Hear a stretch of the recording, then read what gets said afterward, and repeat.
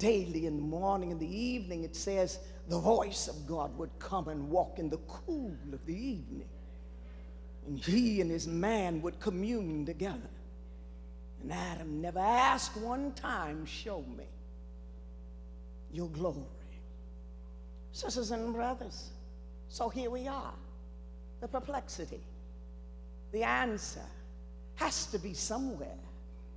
From Adam to Moses, had they lost such a distinction? Had they lost such a clarity? Adam had so much communion with God until he didn't even ask God for a wife.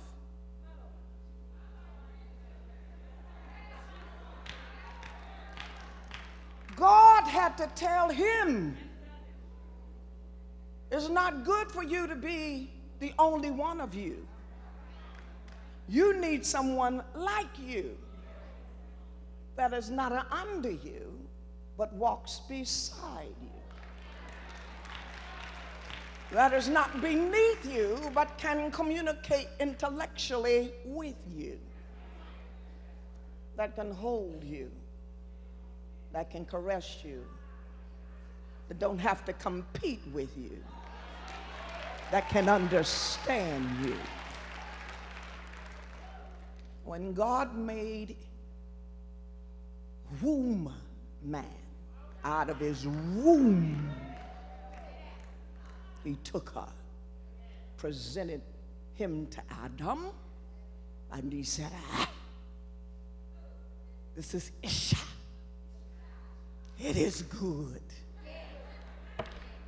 And God blessed them, because she is bone of my bone, flesh of my flesh.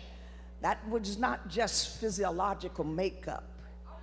He was saying she's biologically me, physiologically me, emotionally me, mentally me. She is everything I am. Oh, come on, church. They said I was at church. Sisters and brothers, when we get to the Exodus story, the second book of the Pentateuch, we're looking at something here what Adam never experienced. He never experienced a question all throughout his life, show me your glory. Now we have Moses coming and taking out a covenant people who out of the blood of Abraham's covenant have come through great testing and trying.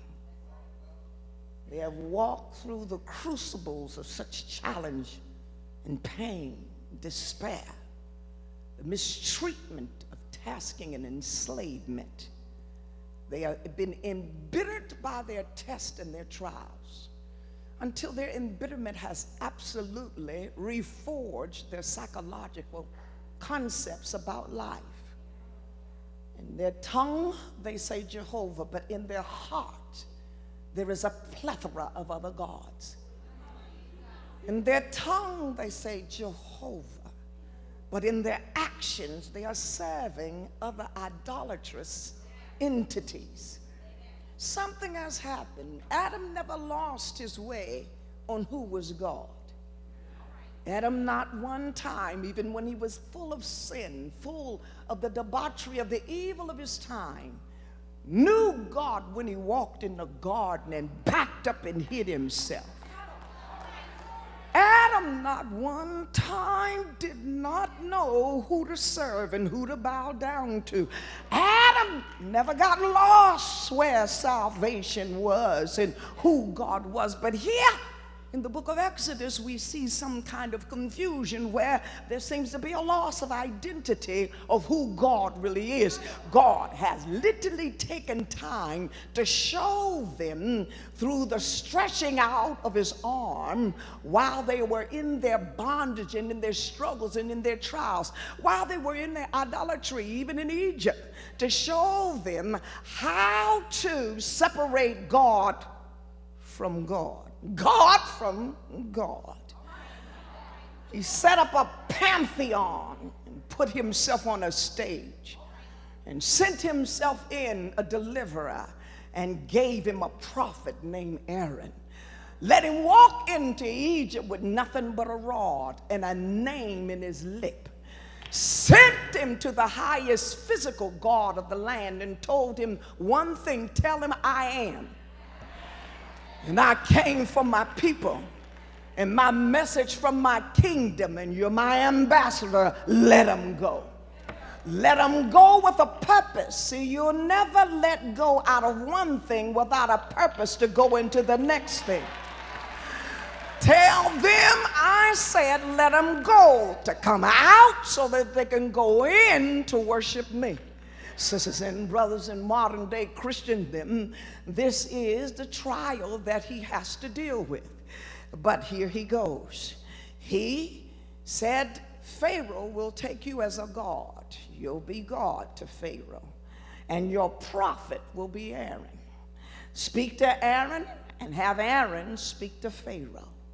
They went in, and so it was. The battle was on. The pantheon of gods against Jehovah. And each god stepped into the ring. And God, Jehovah, would say, who that? Sisters and brothers, one by one, he overthrew every god they had. When you look at it, he overturned them by blood. Blood signifying the very thing that he created all nations out of one blood. So blood had to be first. Sisters and brothers, so he toppled the kingdom of the blood gods. Then he went from frogs to lice, from the lice to the flies to murrain and boils, from murrain and boils to hail and fire, from hail and fire to locusts and darkness.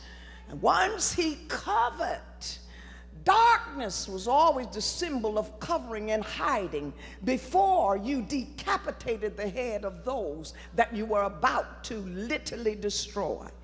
He brought them all the way down to decapitation. After he defeated them, taking them one by one, slowly, God was training while he was destroying. He wanted Israel to see who he was. Before I bring you out, I want you to know my power. I know it's been 430 years, but I want you to know I'm still God. He flexed every bicep and tricep. He stood until they could say, oh yeah, he's God. And he's God all by himself. Somebody here knows who I'm talking about. Shout hallelujah. When nobody would help you, God. When nobody would deliver, God. When nobody rolled in the 12th hour of your midnight, God came in the nick of time. Somebody shout hallelujah. Shout glory. Sisters and brothers, so he took the time to make sure that they were taken together. God will just not give you an acronym of his name. He will give you the character behind the name. He will give you the persona, the essence, the be-ness, the isness of who he is. So once you get the taste or the fragrance and the smell, once your spirit is marinated, once you feel his arms, once you see his power, then he's looking for you in appreciation to worship and adoration to serve and to adore him. There's absolutely no man that presents himself correctly to a woman and presents himself correctly that a woman will not respect. Absolutely, ever, never. She will, like Sarah, her foremother, say, my Lord. Sisters and brothers, He took time after he trained them who he was. He ushered them out. They went on out into the wilderness in a mixed crowd of people because he had toppled. He had toppled, smashed, vanquished, destroyed Egypt. So he had upset all their gods, their worship, their churches had emptied out, their temples were stagnant, their memberships went down to zero. They stopped sacrificing, their pylons were high. They just went on and said, forget it. They went on and served and literally put each one of their gods in sarcophagus.